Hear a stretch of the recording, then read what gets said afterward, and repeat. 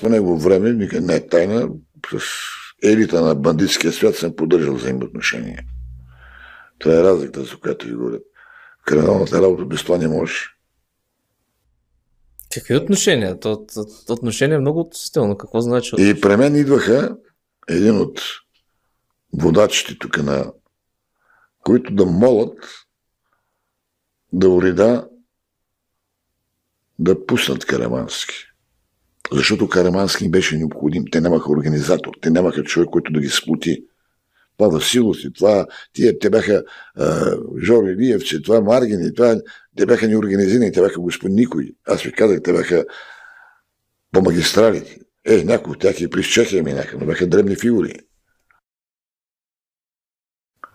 Аз на този човек му казах, знам, че се виждаш с Карамански, иди и му кажи, че няма да си мръдна пръста